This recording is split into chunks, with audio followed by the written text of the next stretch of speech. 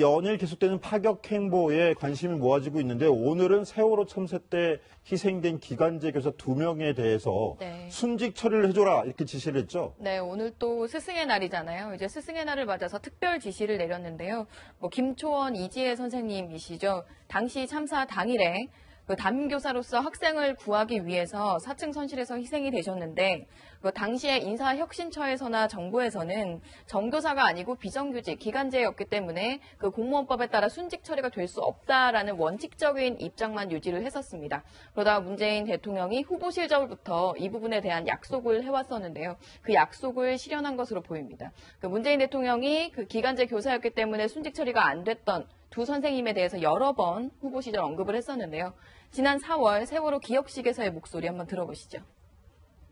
기간제 교사로서 순직에서 제외된 김초원, 이지혜 두 분 선생님도 순직을 인정하고 명예를 회복해 드리겠습니다. 예, 두 선생님의 가족들 순직 처리를 해달라는 소송까지 벌여왔었는데 그럼 문재인 대통령이 오늘 지시로 소송 더 이상 안 해도 되는 겁니까? 예, 우선은 순조롭게 좀 해결되지 않을까 이런 분석들이 나오고 있습니다. 왜냐면요. 사실 그 전에 말씀하신 대로 이런 소송이 있었거든요. 국가인권위가 이 공무 중에 사망을 했을 때 이것을 순직으로 인정해야 한다라는 권고가 있었지만 인사혁신처는 기간제 교사가 공무원이 아니기 때문에 순직으로 보기는 어렵다라는 그런 해석을 내렸거든요. 일단 행정부에서 이런 해석을 내렸던 건데 그렇기 때문에 이거에 대한 소송을 낸 거기 때문에 일단은 행정부에서 새로운 지시가 내려왔고 새로운 해석을 내놓았기 때문에 이 순직 처리는 순조롭게 이어질 것으로 보입니다. 또 문 대통령의 순직 처리 지시 이후에 제가 직접 이 김초원 선생님 아버지 김성욱 씨에게 전화를 걸어서 소감을 좀 물어봤었는데요. 직접 한번 보겠습니다. 지금 너무 감격스러워서 말을 못하겠어요. 첫 번 뉴스 보고 너무 감격스러워서. 방금 들으셨죠? 네. 너무 기뻐서, 너무 감격스러워서 말을 못하겠어요. 대통령님이랑 사전에 통화를 하시거나 하신 적 있어요? 아니에요. 전혀 없었어요. 전혀 뜻밖이에요. 대통령께서 후보 시절 때 이제 말씀하셨거든요. 본인이 대통령이 당선되면은 꼭 인정해주겠다고 그렇게 말씀하셔서 그때는 그 작은 어떤 소망으로 희망을 가졌었거든요. 그 당시에는요. 네. 그런데 이렇게 빨리 결정할 줄은 꿈에도 생각 못했어요. 너무너무 고맙고 감사드립니다. 주님께. 네, 청와대 발표 직후 저희 강병규 기자가 직접 김초원 선생님의 아버님의 김성욱 씨랑 통화를 한 내용인데요. 그 소식이 전해진 지 얼마 안 돼서 그런지 목소리가 굉장히 좀 감정에 복받쳐 계시는군요. 사실 목소리가 좋지 않은 이유는 올해 초에 이 성대가 녹았다라는 그런 판정을 내려서 아예 성대를 제거하고 인공성대를 삽입하는 그런 수술을 받았기 때문인데요. 세월호 참사 이후에 이곳저곳 말씀도 많이 하시고 스트레스도 받고 피곤하고 울먹이고 이게 계속 누적이 되다가 성대까지 결국은 제거 수술을 받으신 거군요. 네, 말씀하신 대로 3년 동안 이 순직 처리를 인정받기 위해서 오체투지라고 하죠. 이 머리를 땅에 직접 대는 그런 힘든 그런 절 자세까지 하면서 딸의 그 순직 처리를 좀 많이 바랬거든요. 때문에 이런 운동과 그리고 말씀하신 대로 이런 감정적으로 상당한 슬픔 그리고 이런 부분이 좀 겹쳐서 성대까지 무리가 온 건데요. 그런데 이제 저희가 김초원 선생님의 아버님 김성욱 씨에게 김성욱 씨가 저랑 통화하는 도중에 국민들께도 또 감사하다라는 말을 또 전했는데요. 직접 한번 목소리 들어보시겠습니다. 네, 국민 여러분, 그리고 많은 언론사들 많이 지원해 주시고 응원해 주셔서 고맙습니다. 이제 우리 두 분 선생님도 이제 정규 선생님처럼 똑같이 순직 인정이 돼서 이제 하늘나라에서도 제자들과 함께 마음껏 뛰놀고 즐거운 행복한 그렇게 보냈으면 좋겠습니다. 우리 초원이 아빠가 너무너무 사랑하고 많이 보고 싶구나 오늘은. 네, 아무쪼록 그 유가족들이 마음을 푸셨으면 좋겠고요. 또 이번 사건으로 인해서 그 단지 김초원 선생님이나 세월호 참사 희생자들뿐만이 아니라 다른 비정규직이나 다른 기간제 선생님들도 그 차별이 없이 대우를 받으셨으면 좋겠습니다. 자, 이현수 기자, 네. 다음 얘기로 한번 진행해 볼까요? 문재인 대통령이 지난주에 인천공항 공사를 찾았었는데 오늘은 또 한 초등학교를 찾았다고 그래요. 네, 왜 두 번째 네. 현장 방문인 것 같은데 네. 무슨 일입니까? 네. 미세먼지 대책을 발표하기 위해서 한 초등학교를 찾았는데요. 왜 초등학교를 찾았을까요? 이제 그 초중고 학생들, 이제 어린이들이 미세먼지에 상당히 영향을 많이 받는데 미세먼지 바로 알기 그 교육을 하는 현장을 직접 찾아서 문재인 대통령이 후보 때 공약했던 그 미세먼지 그 8개 정도는 중단을 하는 것으로 즉각적인 조치를 내놨습니다. 이런 부분들이 그 후보 시절부터 그 미세먼지 대책의 원인들 중에는 이제 화력발전소 그리고 경유차 그런 매연 문제도 있고 중국과의 외교 문제, 중국과의 협상해야 되는 문제도 있기 때문에 먼저 우리 국내에서 해결할 수 있는 것들은 먼저 해결하자는 차원이었습니다. 네, 최석호 기자. 저 미세먼지 공약, 문재인 대통령의 2호 현장 공약인데 그만큼 왜 관심을 가졌나 봤더니 문재인 대통령이 후보 시절에 내놨던 공약 사이트였죠. 문재인 일본가에서도 단연 1등을 했던 공약이라고요. 그렇습니다. 그 문재인 대통령이 이제 취임 이후에 현장을 2번 나갔었는데 둘 다 민생을 챙기기 위한 것이었습니다. 첫 번째 인천 공항공사를 찾았을 때는 비정규직 제로를 이야기했고요. 이번에는 미세먼지를 줄이겠다 이렇게 얘기했습니다. 그런데 그만큼 국민들의 관심도 높습니다. 문재인 일본가에서 베스트 5 상품을 뽑았는데요. 그 1위가 미세먼지 없는 푸른 대한민국이었습니다.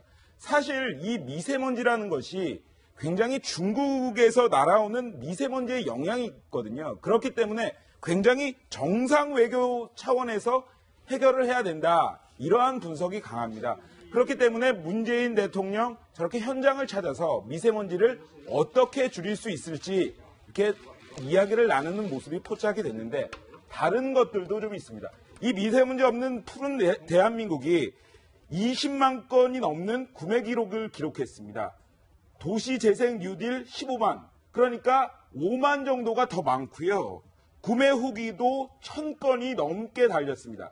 그런데 이렇게 베스트 5 상품을 보니까 우리나라 국민들이 뭐를 생각하느냐를 알 수가 있었습니다. 1위부터 4위까지 모두 환경과 안전에 대한 문제였습니다. 그런데 여기에서 또 하나 눈에 띄는 것이 있습니다. 최순실 없는 나라. 그만큼 국민들은 박근혜 정권에 대한 국정농단에 대해서 그만큼 분노하고 있다. 이렇게 볼 수가 있겠습니다.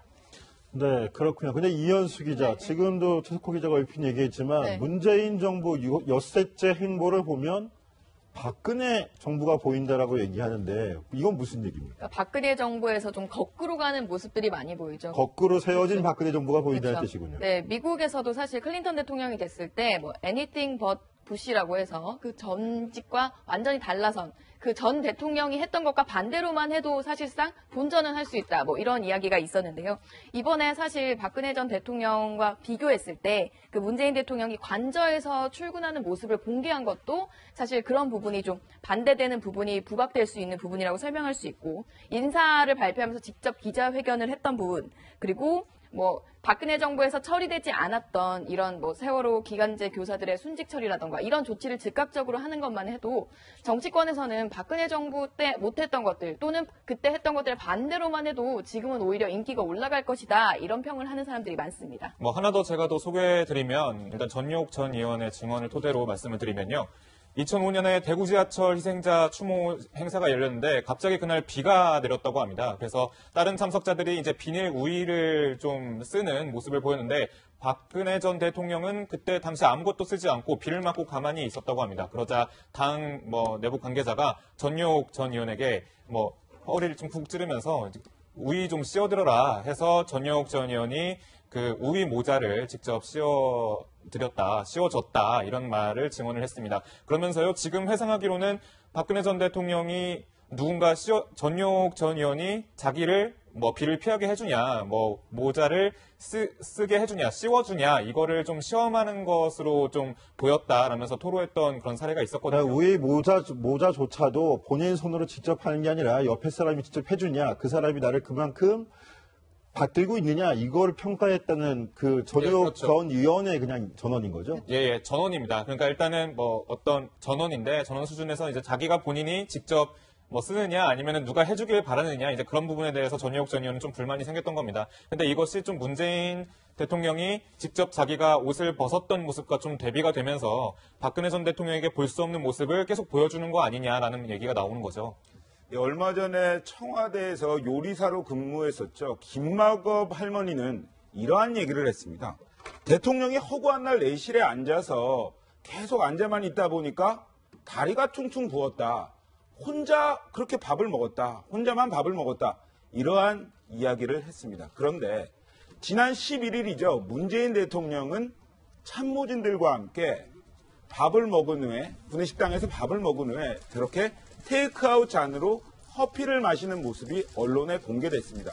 국민들은 정말 열광적으로 소통하는 대통령이다 이러한 이야기를 했는데요. 홍데스크. 그런데 우리가 점심을 먹고 커피를 마시고 직장 동료들끼리 많이 그러지 않습니까? 네, 그렇죠. 당연히 저희들도 지금 같이 점심을 먹고 커피를 사 마시면서 이야기를 나누죠.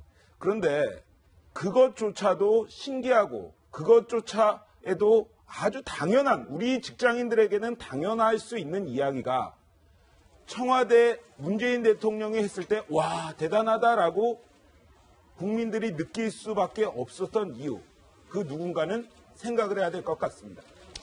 네, 그렇고 이현수 기자. 네. 이 얘기를 한번 해볼게요. 그러면 문재인 정부가 들어서면 이제 청와대에 남아있는 박근혜 정부의 그동안의 기록들을 그렇죠. 보고 잘잘못을 더 가려낼 것이다. 또 그것 때문에 또 논란이 있을 것이다 예측이 되는데 도리어 볼 자료가 안 남았다 이런 소리가 나온다면서요? 우선 뭐 정식 대통령 기록물은 그 관련 법에 따라서 이제 봉인이 됩니다. 그래서 일정한 기간이 있어야 볼 수 있는데요. 네, 세부적으로 이제 청와대 내부에서 돌아가는 뭐 연중 계획이라던가 비서실별 어떻게 운영이 됐는지 그리고 중요 사안에 대한 뭐 진행 상황 같은 서류들을 이제 볼 수 있을 거라고 기대를 했는데 뭐 한 언론에서 보도되길 지금 청와대가 등장 보고서 등이 전부다라는 이야기가 증언이 나온 겁니다. 사실상 원래 정상적인 정권 이양이라면 당선인 시절에 이제 청와대와 인수인계 시스템을 짭니다. 뭐 팀을 짜서 어떤 서류를 받을 건지, 그리고 어떤 실별로 어떤 자료를 남길 건지 전현 정권이 원래 짜게 되는데요. 이번 선거 같은 경우는 사실 탄핵 재판으로 인해서 급작스럽게 이루어진 대선이고 조기 대선이고 그리고 청와대에도 갑자기 들어온 상황이라 들어와 보니 이런 서류밖에 남아있지 않았다라는 증언입니다. 사실상 뭐 사드 배치라던가 중요 정책들이 있는데 이런 부분들은 연속성이 있어야 하는 부분들이 있을 텐데 좀 새 정부에서는 난감할 것 같기도 합니다.